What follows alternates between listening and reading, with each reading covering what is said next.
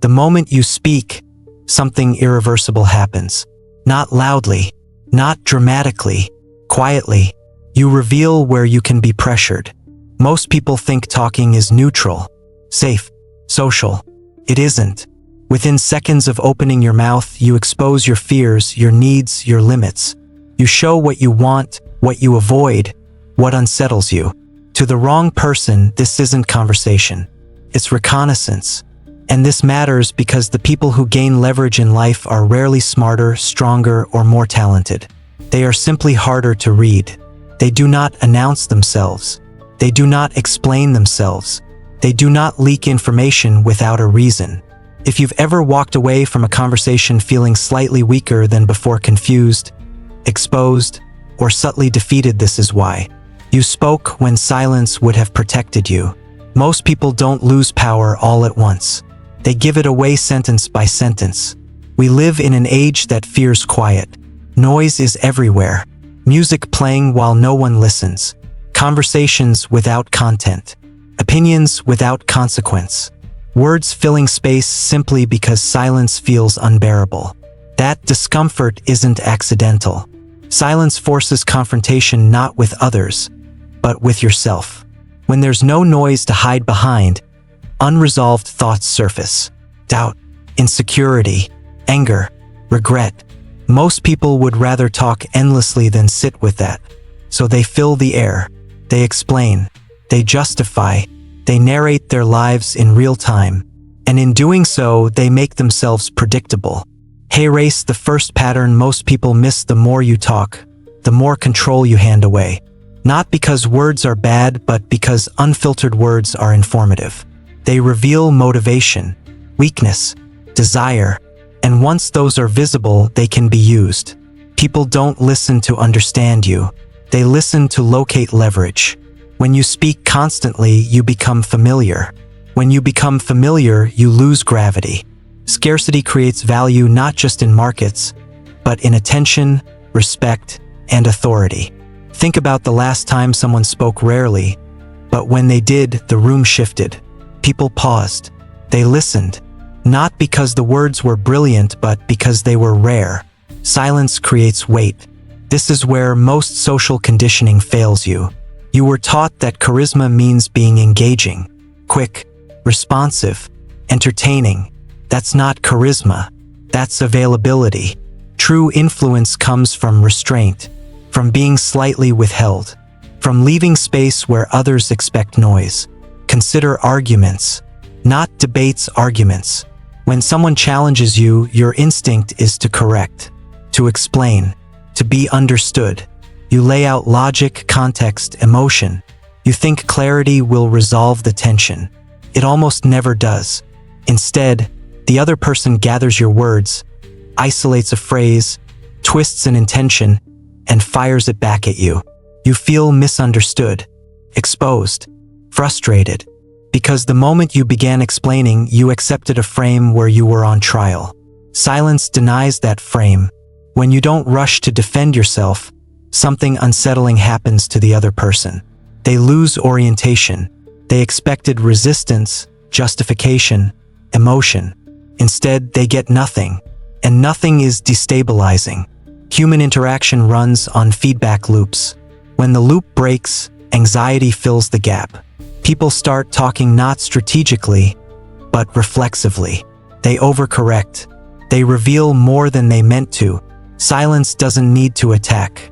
It lets the other person collapse into themselves. This is why silence works in negotiations. Most people sabotage themselves by talking past the point of necessity. They answer objections that were never finalized. They accept refusals that weren't firm. When you state a position and then stop completely, the pressure transfers. The other person now has to carry the interaction forward. 5 seconds of silence in the right moment can do more than 5 minutes of persuasion. But this only works if you can tolerate discomfort. Most people can't. They fill silence to relieve tension, not realizing the tension is doing the work for them. Hey, race, another pattern worth noticing: explaining yourself signals low status. Not intentionally, but structurally. When you justify, argue, defend, or over-explain, You implicitly place the other person above you. You act as though they are entitled to evaluate your reasoning, approve your choices, or grant permission. That posture is contagious. Others adopt it quickly. This is why people who explain themselves constantly are taken less seriously even when they're competent. Strong positions don't require scaffolding. When something is stable, it stands on its own. When something is unstable, it needs support beams. Excessive explanation functions like visible scaffolding around your decisions. Tells people this needs help to stand. Notice how authority speaks. Not loudly, not emotionally, briefly. I made a decision. It won't happen again. That's how we're proceeding. No apology theater. No backstory. No emotional cushioning. This doesn't mean being cruel or evasive. It means being contained. Containment signals control. Now, hey race, where this becomes uncomfortable, you must allow yourself to be misunderstood. Most people are addicted to being seen accurately. They panic at the thought of someone holding the wrong impression of them. So they rush to clarify, correct, soften. That need is exploitable. If someone can provoke you into explaining, they can steer you. If they know which misunderstandings trigger you, they can control your reactions. Letting people misread you within reason is a form of armor. It separates your identity from their perception. Once you no longer need their understanding to feel stable, their leverage disappears. This is not about deception. It's about privacy. Privacy has become rare, and rarity creates power. Every detail you share becomes data. Every confession becomes context. Every vent becomes a map. People call it openness. Strategically, it's exposure. Information asymmetry is one of the oldest forms of advantage. The side that knows more acts with confidence. The side that knows less reacts. When you speak less, you observe more. Patterns emerge. Motivations surface. Inconsistencies become obvious. You can't see the structure of a situation while you're busy narrating yourself inside it. Silence pulls you out of the current. This is why quiet people often seem intimidating without trying. Others project competence onto them. Intelligence, planning, depth. The unknown invites projection. People fear what they can't predict, not because it's dangerous, but because it resists control. Predictability is vulnerability. If someone knows exactly how you'll react to criticism, praise, pressure, or insult, they can play you effortlessly. They don't need power over you. They just need a script. Silence disrupts the script. When expected reactions don't arrive, manipulators lose footing. Their tactics rely on buttons. Silence removes the buttons. No anger, no defense, no reassurance, just absence. And absence forces recalibration. This doesn't mean you never act. It means you choose when. Between stimulus and response, silence creates a gap. That gap is where autonomy lives. Most people live without that gap.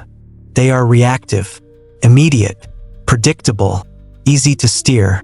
The controlled person delays not to appear calm, but to regain choice.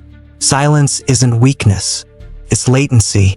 And latency terrifies those who rely on speed and pressure. There's also a quieter cost to constant talking that rarely gets addressed: energy. Talking drains. Explaining drains more. Performing drains most of all. Every time you manage impressions, soothe discomfort, or maintain social flow, you spend energy that never returns. You feel it later as fatigue, irritability, or apathy toward things that actually matter. Silence conserves. Not just socially but cognitively. When you stop narrating, your mind reorganizes. Thought deepens. Strategy replaces reaction. Observation replaces participation. This is why many powerful individuals appear detached. Not disengaged, detached. They are not inside the emotional weather. They are watching it. Detachment allows pattern recognition. Pattern recognition enables timing. Timing decides outcomes. Modern culture mistakes loudness for relevance. But loudness is often compensation. The quiet ones aren't bored. They're occupied elsewhere. Let others chase attention. Attention is cheap. It inflates egos and empties focus. Focus compounds, and compounding always looks slow at first. There's a reason unpredictability creates a low-level fear. When people can't map you, they hedge. They behave more carefully. They test less aggressively. You don't need to threaten. You just need to remain unreadable. This doesn't mean withdrawing from life. It means applying silence tactically. Pause before answering. Let questions hang. Respond minimally, then stop. Ask more than you answer. Redirect without explanation. Exit conversations without justification. You'll notice resistance, confusion, occasionally irritation. That's not a problem. That's recalibration. People are adjusting to the loss of access. And finally, understand this silence is not the end state. This preparation. Silence is the shield. It protects you from exposure, manipulation, and waste. Preserves energy and information. But shields don't end conflicts. They create the conditions to end them decisively. Once you've mastered restraint, timing becomes possible. Action becomes surgical. When you finally move, when you finally speak, it lands with disproportionate force. Because it's rare. Because it's deliberate. Because it was chosen, not provoked. Most people speak to relieve pressure. The strategist speaks to apply it. If you begin practicing silence, the world will feel different. Slower, clearer, less demanding. You'll notice how much of what surrounds you is noise designed to pull reactions out of you. You don't have to fight it. Just stop feeding it. And once you do, you'll realize something unsettling: the world doesn't reward those who speak the most.